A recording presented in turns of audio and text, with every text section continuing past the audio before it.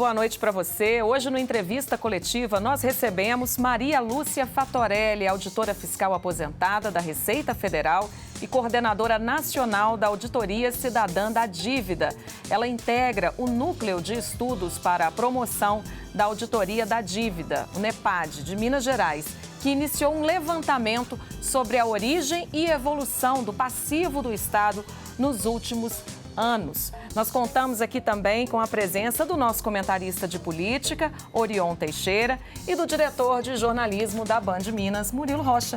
Sejam bem-vindos, Maria Lúcia. Muito obrigada, pela presença aqui com a gente. Eu que agradeço a oportunidade. Vamos começar falando sobre a origem da dívida mineira, Quando que começou essa história? Da onde vem?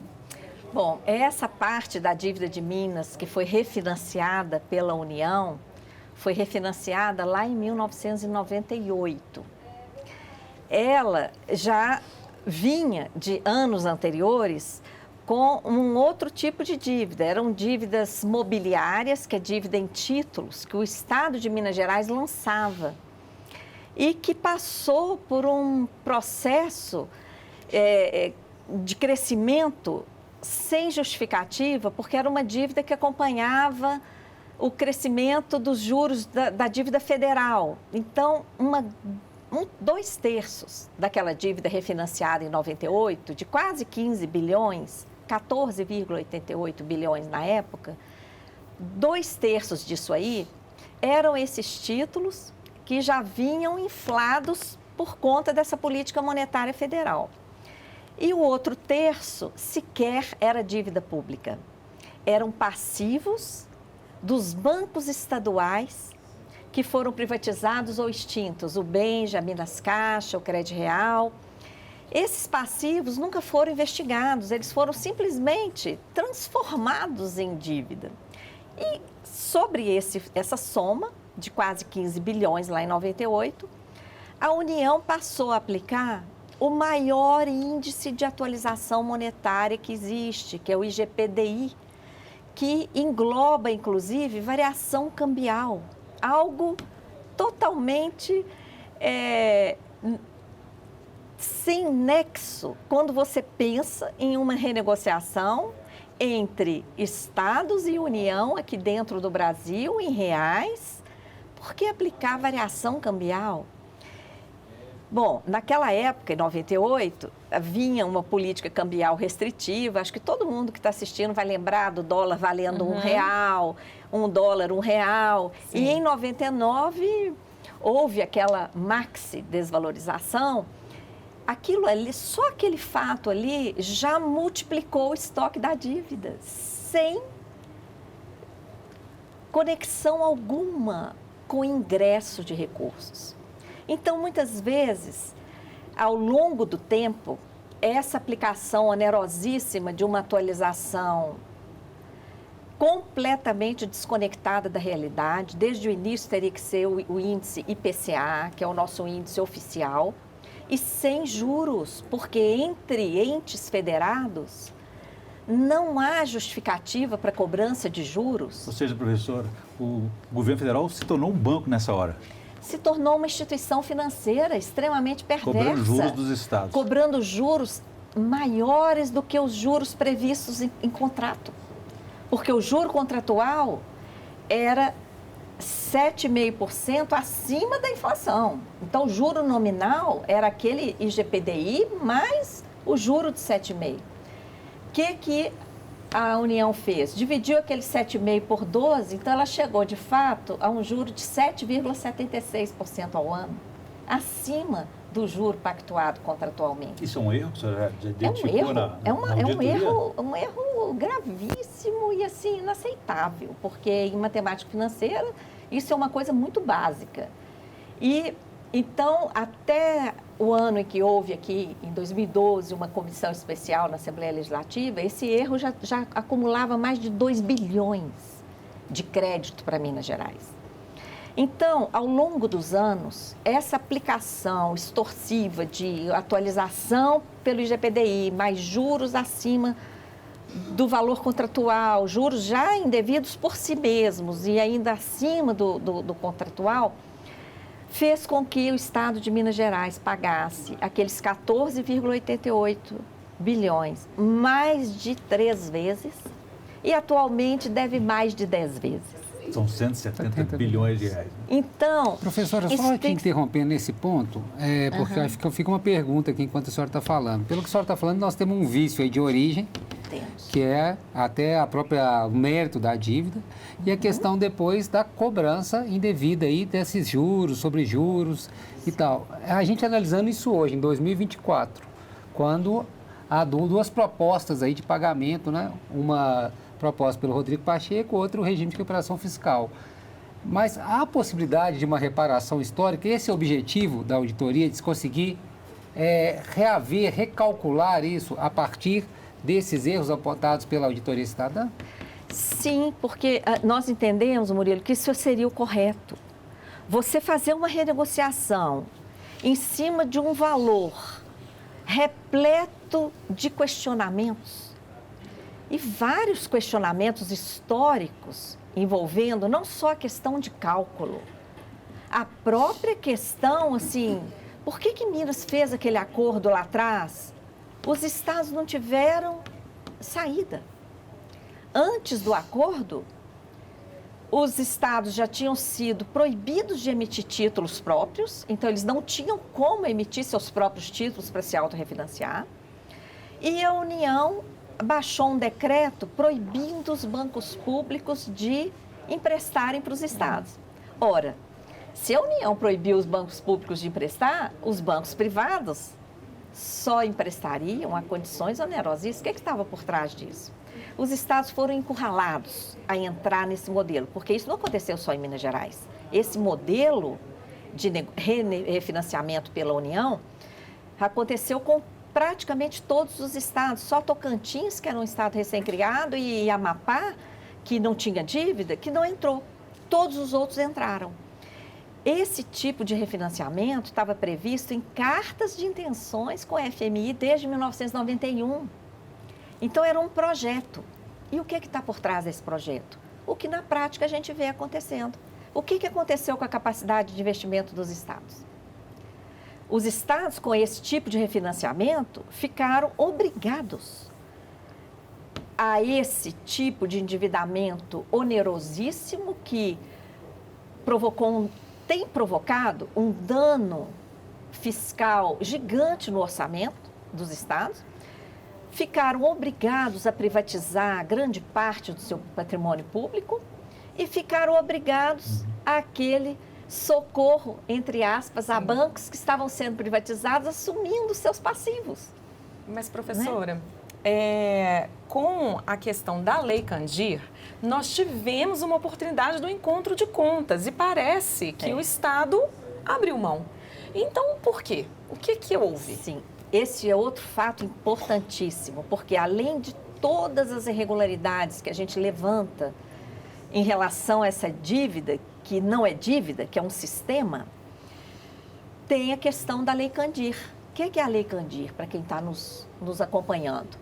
Uma lei federal, lá de 1997, que estabeleceu que a União ressarciria os estados da isenção dada às exportações de commodities, minérios e outras matérias-primas, e produtos agrícolas. Então, essa Lei Candir foi uma lei federal que deu isenção de um tributo estadual, que é o ICMS, e obrigou a União, que era beneficiária daquelas divisas decorrentes da exportação, a União é que recebia os dólares, de ressarcir os estados por aquela isenção. O que aconteceu ao longo dos anos, você se lembrou muito bem.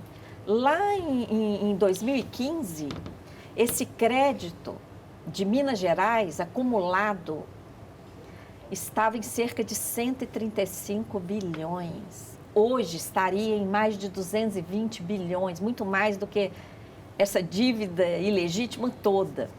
O que aconteceu lá atrás? E esse levantamento é um levantamento do Tribunal de Contas, junto com a Assembleia Legislativa, são dados oficiais que eu estou dizendo aqui. a União nunca ressarciu a contento o que o Estado de Minas e outros estados exportadores tinham direito de receber. Isso foi se acumulando. Houve uma oportunidade de haver esse ressarcimento. O governador Zema aceitou um acordo para o Estado de Minas Gerais receber menos de 10% do valor devido. Ele aceitou, e esse valor ínfimo que ele aceitou, ainda dividido em 18 anos. E, ao mesmo tempo, o Congresso Nacional aprovou uma emenda revogando uma parte da Lei Candir. Que parte? Os estados continuam obrigados a dar isenção tributária na exportação de matérias-primas e outros produtos primários, minérios e produtos agrícolas, mas a União fica desobrigada de repassar, né? E como que isso não foi considerado um erro, né? Como é que o Estado todo, como é que isso foi permitido, vamos dizer assim, né? Então, isso é que a Auditoria Cidadã questiona e está questionando há 24 anos, tanto em relação à dívida dos estados, que praticamente não existe bibliografia sobre o tema. Então, é um tema que não está nas universidades, que poucas vezes a gente tem essa oportunidade, que hoje a Band está nos dando aqui, de trazer um tema tão importante para a sociedade, né, para discutir o tema. Então, as pessoas não têm como fazer essa pergunta, sequer fazer a pergunta. Mas, professor, parece Sabe? que não é só um assunto técnico, nem econômico e financeiro. Parece que tem uma subordinação política de um modelo que pretende deixar todos vinculados a esse capital. Agora, eu pergunto para o senhor o seguinte: nós temos hoje governos de estados que são de oposição. Minas Gerais, Goiás, Rio de Janeiro, São Paulo e Rio Grande do Sul. Governos fortes, Sim. que poderiam contestar, formar um consórcio, como até fizeram um consórcio, COSUD, né, Murilo? COSUD. E, no entanto, cobrar do governo essa revisão, fazer um encontro de contas, talvez. E por que, politicamente, não se adota uma postura de contestar essa dívida? Então, eu considero isso uma tremenda subserviência ao poder financeiro. Porque o único setor que ganha com esse tipo de negociação é o setor financeiro. As contas públicas ficam completamente desorganizadas, o Estado perde, a capacidade de investimento do Estado fica completamente inibida. Essa conta já está paga. No Rio Grande do Sul, que você citou, Odair, tem uma campanha, a conta está paga, estamos pedindo baixa da dívida, simplesmente baixa, zerar a dívida. Por quê? Ela está paga. O Estado, da mesma forma que o Estado de Minas já pagou 3 vezes, o Estado do Rio Grande do Sul também. E com essa calamidade toda que aconteceu lá, houve até uma suspensão do pagamento da dívida de Minas. Uma suspensão da dívida do Rio Grande do Sul, desculpa. Uma suspensão temporária. E o Estado está lá, né, totalmente destruído. Mas é preciso haver esse tipo de articulação. Por que que não há? Primeiro, apesar de serem governos fortes, creio que ainda não se debruçaram a conhecer o que está lá na origem dessas dívidas. Porque quando eles conhecerem, não é possível que não venham a questionar. Entendeu? Porque eles se tornam coniventes. Se não questionam e aceitam essas renegociações que empacotam todas essas irregularidades e levam adiante esse empacotamento, eles passam a se tornar coniventes e vão tornando cada vez mais difícil rever a situação. A gente está num momento propício para rever, porque os estados chegaram num ponto de estrangulamento. Professora, mas o governo federal parece não abrir mão, porque ele é quem tem a receber, logicamente, esse dinheiro. E como o Orion levantou, eles também, os governos, aqui em Minas, pegando o governo Zema, por exemplo, já até voltou a pagar parcelas dessa dívida. Ele está falando que quer optar pela recuperação fiscal. O nosso senador Rodrigo Pacheco, que é presidente do Senado, também está fazendo uma proposta, mas em cima desse valor de 170 bilhões. Sim. Ou seja, onde recorrer a isso? A Justiça? Teria que ser na Justiça? Teria que ser no STF? Qual seria essa instância que poderia fazer o governo recalcular, obrigar o governo federal a recalcular essa dívida? Olha, esse recálculo da dívida, de todas essas propostas, do regime de recuperação fiscal ou do PROPAG, proposto pelo senador Rodrigo Pacheco, todos eles partem desse empacotamento. Nenhum deles admite discutir a origem. É evidente que a União está muito confortável, porque ela já recebeu 3 vezes, não é? Essa dívida, ela já lucrou muito em cima dos estados. Tem inclusive um levantamento que anualmente a União divulgava em um dos relatórios feitos pelo Tesouro para o Tribunal de Contas, quanto que ela arrecadava dos estados e quanto que ela gastava com o pagamento dos títulos públicos federais emitidos para renegociar essa dívida. Ela lucrou várias vezes o que ela pagou. E mais, tudo que a União recebe dos estados, por lei, pela própria lei que criou esse refinanciamento, a União só pode gastar com pagamento de sua dívida federal. Então, não é a União que se beneficia, são os rentistas, credores da dívida pública federal, que é outro sistema interligado com esse dos estados, mas é um sistema em si, que também privilegia o setor financeiro. Nós estamos assistindo o governo federal totalmente submisso ao poder financeiro. Vocês viram agora, semana passada, a divulgação do recorde histórico de arrecadação federal para o mês de outubro. Foi o maior recorde histórico desde que começou esse levantamento na década de 90. No mesmo dia que foi noticiado o recorde histórico, o governo anunciou um corte de gastos para este ano no valor de 6 bilhões. Para este ano, atingindo áreas sociais, atingindo até a defesa nacional. Como explicar isso? Se você tem a própria União com um recorde de arrecadação, ou seja, dinheiro sobrando, entrando mais dinheiro do que o previsto, e mesmo assim vai cortar gastos, por quê? O que está lá no projeto do arcabouço fiscal? Qual o objetivo desses limites, desse teto? Fazer sobrar mais dinheiro para o pagamento do endividamento público.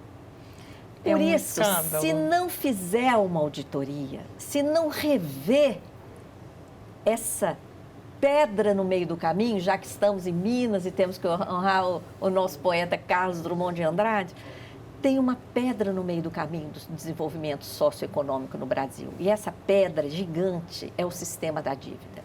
Enquanto não enfrentá-la, nós vamos ver essas propostas que, no fim das contas, vão maquiando, né? Vão maquiando e criando um imbróglio e jogando o problema para frente. Como é o regime de recuperação fiscal, o PROPAG, só joga para frente. A gente não consegue Não consegue. avançar. E vamos arrecadando cada vez mais, quer dizer, a arrecadação decorre de um sacrifício social para pagar tributo e corta gasto. Justamente, população. É um paradoxo. E a gente só vai sair disso quando enfrentar a origem. Então, tem que cobrar desses governadores, que o senhor falou que são fortes, para que enfrentem a situação. Por que eles vão concordar com essa origem ilegítima? Sim. Por que eles vão concordar em assumir um passivo de bancos que ninguém sabe que passivo é esse? Nós vamos continuar com essa conversa aqui, entender como é possível, né, fazer essa pressão, conversar com esses líderes, então, mas daqui a pouquinho, depois do intervalo. Fique aí.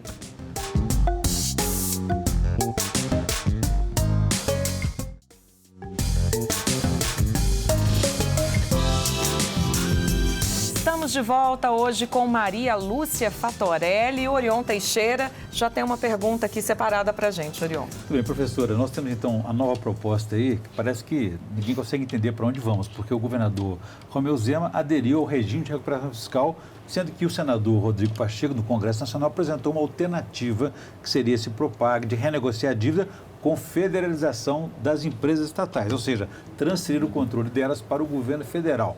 Isso é bom para o Estado ou vamos ter que continuar tendo prejuízo? É péssimo para o Estado. É péssimo. O Estado abre mão de um patrimônio construído pela sociedade e coloca no governo federal, que hoje está realmente com um discurso de que não é um discurso tão privatista, embora as privatizações continuem acontecendo. Pode chegar no ponto de ser privatizado, vai dar no mesmo. E mais, o Propag do senador Rodrigo Pacheco, ele sacramenta esse estoque. Ele não admite que discussão em torno do estoque atual da dívida, então ele bate um martelo e sacramenta esse estoque que está aí, cheio de ilegalidades, ilegitimidades, erros, etc. E ainda, no projeto dele, tem uma previsão de uma possibilidade de haver securitização da dívida. O que é essa securitização da dívida? É uma possibilidade de transferir isso para o mercado financeiro através do processo de securitização, o que vai simplesmente eternizar essa dívida. E no formato de securitização que está entrando aqui no Brasil, já aplicado em vários lugares, embora a lei federal tenha sido aprovada há poucos meses, já está funcionando há anos em vários lugares, é um modelo em que o ente público cede parte da sua arrecadação para esse esquema de securitização por fora do orçamento público. Então, se acontecer isso, é equivalente a jogar fora todo o controle estabelecido na legislação de finanças do país. Nós passamos a ter um pagamento por fora do orçamento, como se fosse um caixa 2, privilegiando esse pagamento de uma dívida securitizada. Sem passar pela Assembleia Legislativa, por exemplo. Sem passar pela Assembleia, sem passar pelo orçamento público. Então, você vai olhar lá o orçamento, não vai ver uma parte da arrecadação entrando lá para ser aplicada em políticas públicas de acordo com a lei orçamentária aprovada na Assembleia. Esse dinheiro da securitização já vai por fora. Por sua vez, o regime de recuperação fiscal que você citou, ele ainda não foi aprovado pela Assembleia Legislativa, mas o governador Zema baixou um decreto. E já está pagando. Já está pagando, já fez 2 pagamentos mais onerosos do que o Estado estava pagando. O Estado estava pagando uma prestação para a União de cerca de 200 bilhões. Agora, depois do decreto do Zema, está pagando quase 300 por mês. Outubro, pagou em outubro, pagou em novembro, agora vai pagar em dezembro. Agora, professora, o trabalho da auditoria cidadã não é novo, muito pelo contrário. Nós já temos aí um livro que a senhora trouxe aqui publicado, cartilha, site. Eu sei que a senhora está lá em Brasília sempre, está presente no Congresso, tanto quanto aqui na Assembleia. Os nossos representantes têm conhecimento de todo esse material, eles sabem disso. Então, o que a senhora encontra quando mostra essa realidade? Por que isso, soa alarmante para nós e soa como, então, para os nossos governantes? Então, a gente ainda não conseguiu aqui no Brasil ter um governante que tenha vontade política de enfrentar o tema. O Equador provou que é possível. Sim, foi feita auditoria lá, a senhora participou, inclusive, né? Exatamente. Mas o presidente Rafael Correa, quando ele decidiu que ele queria fazer uma auditoria da dívida, ele baixou um decreto, ele criou uma comissão, ele estabeleceu como que aquela comissão ia funcionar, inclusive exigindo compromisso de voluntariado. Mas o Equador é um país muito menor com relação ao Brasil e talvez o impacto de uma auditoria aqui estremecesse, vamos dizer assim, o mercado, né? Sim, mas daí vem também o aumento da responsabilidade do Brasil. Sim. Porque é um sistema que eu acredito que todas as pessoas conscientes que acompanham as finanças há alguns anos já perceberam que é um sistema insustentável e insaciável. quanto mais dinheiro é destinado a esse sistema, mais ele quer abocanhar. Tanto é que você vê tanto a dívida federal como dos estados crescendo como bola de neve. Você não vê nenhuma contrapartida em investimentos, que, aliás, o Tribunal de Contas da União, está até a foto da apresentação do tribunal aí nessa cartilha, mostrou ao Senado, nenhum investimento foi feito com dinheiro da dívida federal. Então, é uma dívida de juros sobre juros, de mecanismos financeiros espúrios. E por que não se questiona? Porque ainda falta vontade política. Ainda os interesses de atrelamento, de subserviência ao mercado financeiro estão mais fortes do que o compromisso de um verdadeiro estadista. Professora, a gente falou daqui da situação de Minas Gerais, mas a gente tem, por exemplo, Rio Grande do Sul, que a gente até citou que a dívida está suspeita em razão da catástrofe, das chuvas lá no ano passado, mas também temos o Rio de Janeiro, sim, com um problema seríssimo, já fez um regime de recuperação fiscal, não adiantou. Quais são os outros estados ao lado de Minas Gerais que, vamos dizer, estão com a corda no pescoço nessa questão da dívida pública? Olha, são principalmente os estados que entraram naquele modelo de emitir títulos públicos. Lá no final da década de 80 que começou isso, início dos anos 90. Aqueles estados que começaram com a emissão de títulos públicos, que é Rio, São Paulo, Minas, Rio Grande do Sul, são os 4 estados que agora apresentam maiores problemas. Exatamente pelo impacto daquela dívida no início dos anos 90 em decorrência da política monetária federal. O que eles receberam com a venda daqueles títulos foi um valor irrisório, perto do montante que aquela dívida chegou por causa do seu crescimento galopante em função dos juros federais, que chegaram a perto de 50% ao ano.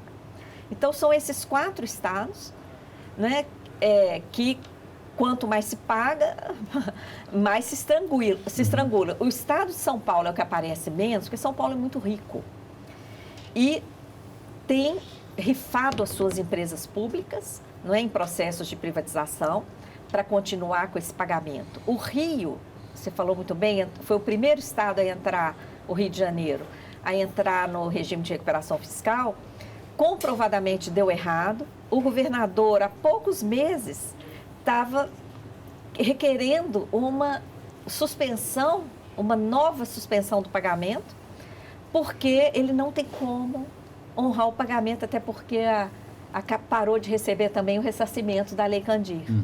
Não é? Então, não tem saída. A gente pode fazer eu estava pensando aqui, o governo Lula, governo Lula 3, vamos dizer assim, ele lançou um programa chamado Desenrola, que é para o usuário, pessoa física, né? Que é justamente tentar reduzir a dívida daquela pessoa, né? Tirar essa cobrança de juros sobre juros, enfim, para voltar lá para a dívida original, que o sujeito tinha para ela ser pagável, vamos dizer assim. O que os estados deviam fazer é algo nessa linha, né? Um programa nessa linha. É isso que a auditoria da dívida pública propõe, né? Desenrola para os estados. Exato, desenrola para os estados. Né? Exatamente. Voltar lá na origem e rediscutir o que é dívida mesmo, onde estão os erros, né? Hoje, o que a gente tem visto é um grande movimento na sociedade civil. Aqui em Minas, por exemplo, foi criado o NEPAD, um grupo de estudos que envolve o Sindifisco Minas Gerais, Sindicato dos Auditores Fiscais do Estado de Minas Gerais, e a AFENG, que é a associação também desse mesmo coletivo de servidores do Estado, e a Auditoria Cidadã da Dívida. E nós criamos um grupo com vários auditores, economistas, todo mundo voluntário, e já fizemos requerimento de informações ao Estado de Minas Gerais para pedir a documentação, porque a auditoria se faz com a documentação. Com a documentação, tem que ter acesso aos contratos. E, infelizmente, o Estado de Minas não respondeu. Mas via lei de acesso à informação? Via lei de acesso à informação. Nós vamos continuar insistindo, porque é lei, né? É lei e a sociedade civil tem direito. E, no final das contas, quem está pagando essa conta somos todos nós. E qual que é o objetivo dessa parceria que a senhora tem com o Sindifisco e a FENG para desenvolver essa auditoria? Qual que é o objetivo dela? Era para poder repactuar essa dívida de Minas? Não, o NEPAD, esse núcleo, ele não tem esse poder. Né? Quem tem esse poder é quem está no governo, né? Quem está nos cargos públicos. Mas a auditoria, ela é uma ferramenta poderosíssima, que ela mostra a verdade. E aí, diante desse levantamento, o que nós queremos é aumentar a conscientização da sociedade, porque muitas pessoas hoje, né, vocês que estão nos assistindo, muitas pessoas não sabem que estão pagando essa dívida. Ela acha que o governo é que está pagando. Não, é você que está pagando. Porque para pagar essa dívida, ao longo dos anos, uma dívida totalmente legítima, muitos investimentos deixaram de ser feitos em saúde pública. Muitos investimentos deixaram de ser feitos na educação pública, em transportes, em segurança. 300 milhões por mesma parcela, né? O governo de Minas está destinando, é muito dinheiro. É muito dinheiro. E sobre a privatização da CEMIG e da Copasa, isso está em jogo também aqui no Estado? Está em jogo. O governador acabou de apresentar projetos de lei à Assembleia Legislativa do Estado de Minas, propondo essa privatização. A proposta também do programa de refinanciamento que o senador Rodrigo Pacheco traz, também propõe uma perda dessas empresas para a sociedade mineira, porque essas empresas seriam entregues para o governo federal e não resolveria o problema da dívida, não. Ainda ia sobrar muita coisa aqui para o Estado. A privatização, a história tem nos mostrado. Tanto é que vários países estão caminhando no sentido inverso. Reestatização desses serviços, principalmente na área de saneamento, energia elétrica. Os serviços estão sendo reestatizados porque se demonstrou a falta de compromisso de empresas privadas explorando esse tipo de serviço. Elas visam lucro imediato. Nós estamos vendo isso nos apagões absurdos em São Paulo, Rio de Janeiro, aqui, Brasília, após as privatizações das empresas locais de energia elétrica. Então, esse caminho de privatização, ainda mais para fundos financeiros, né, não especializados na exploração do negócio e muitas vezes localizados em paraísos fiscais, é um suicídio, não é? E deixa a população completamente vulnerável. O interesse público fica em último plano, não é? E a sociedade, de novo, paga a conta, porque quando privatiza, o preço do serviço aumenta, porque o lucro tem que ser garantido ao setor privado. Tem a perder mais, né? Professora, muito obrigada pela participação aqui com a gente mais uma vez, né? Orion, Murilo também, pela participação e perguntas. A você aí de casa, muito obrigada pela audiência. Nós voltamos no próximo sábado com mais um tema super relevante aqui para Minas Gerais. Não perca, hein? Até lá.